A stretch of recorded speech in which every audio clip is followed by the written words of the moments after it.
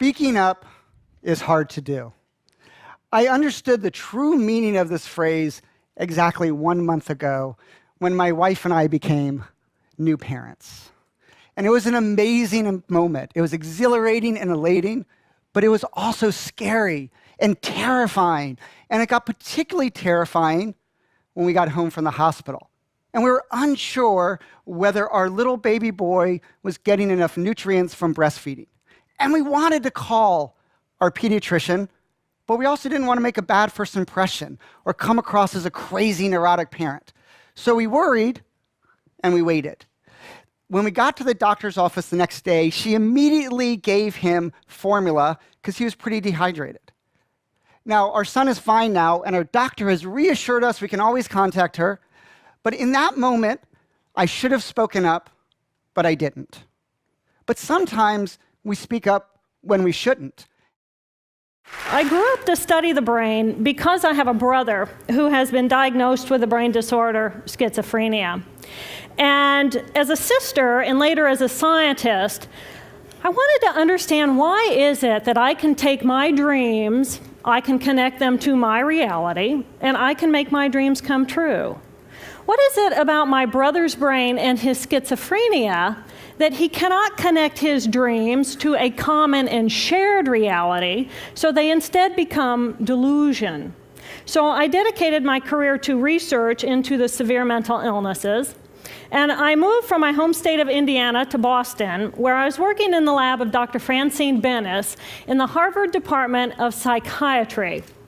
And in the lab, we were asking the question, what are the biological differences between the brains of individuals who would be diagnosed as normal control, as compared with the brains of individuals diagnosed with schizophrenia, schizoaffective, or bipolar disorder? Hi, I want to talk about understanding and the nature of understanding and what the essence of understanding is.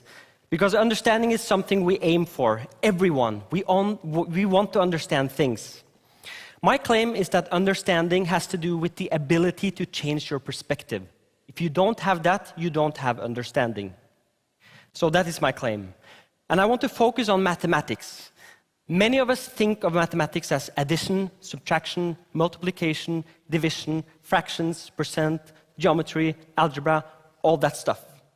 But actually, I want to talk about the essence of mathematics as well. And my claim is that mathematics has to do with patterns. Behind me, you see a beautiful pattern.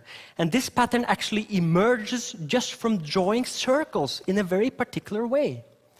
So my day-to-day definition of mathematics that I use every day is the following. First of all, it is about finding patterns. And with a pattern, I mean a connection, a structure, some regularity, some rules that govern what we see. Second of all, I think it is about representing these patterns with a language. We make up language if we don't have it. And in mathematics, this is essential. It's also about making assumptions and playing around with these assumptions and just seeing what happens. And we're going to do that very soon. And finally, it's about doing cool stuff. Mathematics enables us to do so many things. The story starts. I was at a friend's house, and she had on a shelf a copy of the DSM manual, which is the Manual of Mental Disorders. It lists every known mental disorder. And it used to be, back in the 50s, a very slim pamphlet, and then it got bigger and bigger and bigger, and now it's 886 pages long, and it lists currently 374 mental disorders.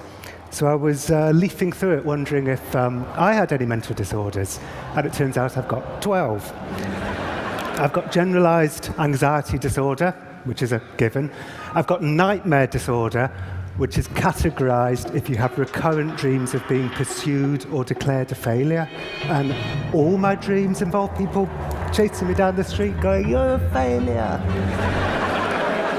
I've got parent-child relational problems, which I blame my parents for. I'm kidding.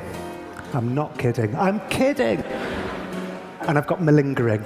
And I think it's actually quite rare to have both malingering and generalized anxiety disorder, because malingering tends to make me feel very anxious. Anyway, I was looking through this book wondering if I was much crazier than I thought I was, or maybe it's not a good idea to diagnose yourself with a mental disorder if you're not a trained professional. Or maybe the psychiatry profession has a kind of strange desire to label what's essentially normal human behavior as a mental disorder. I didn't know which of these things was true, but I thought it was kind of interesting, and I thought maybe I should meet a critic of psychiatry to get their view.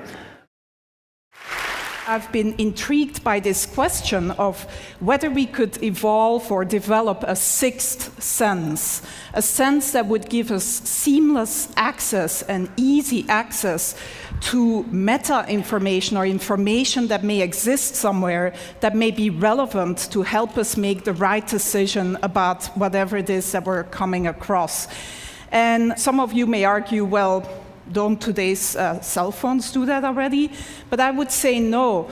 When you meet someone here at TED, and this is the top networking place, of course, of the year, you don't shake somebody's hand and then say, can you hold on for a moment while I take out my phone and Google you?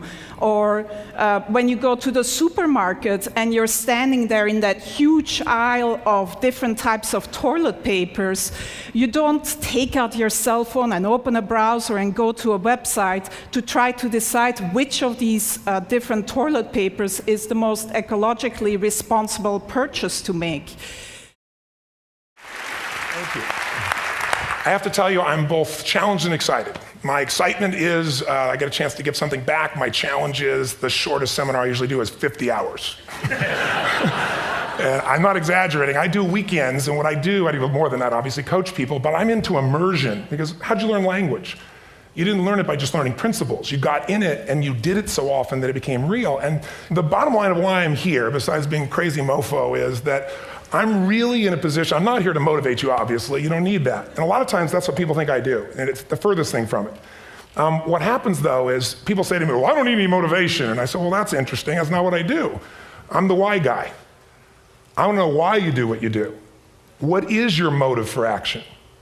What is it that drives you in your life today, not 10 years ago, or are you running the same pattern? Because I believe that the invisible force of internal drive activated is the most important thing in the world. I'm here because I believe emotion is the force of life.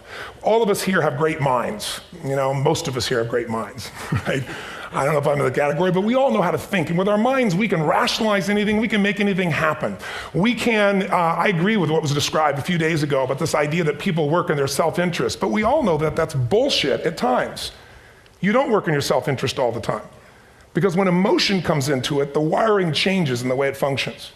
And so it's wonderful for us to think intellectually about how the life of the world is, and especially those who are very smart. We can play this game in our head, but I really want to know what's driving you. And what I'd like to maybe invite you to do by the end of this talk is explore where you are today for two reasons. One, so that you can contribute more. And two, so that hopefully we can not just understand other people more, but maybe appreciate them more and create the kinds of connections that can stop some of the challenges that we face in our society today. They're only going to get magnified by the very technology that's connecting us.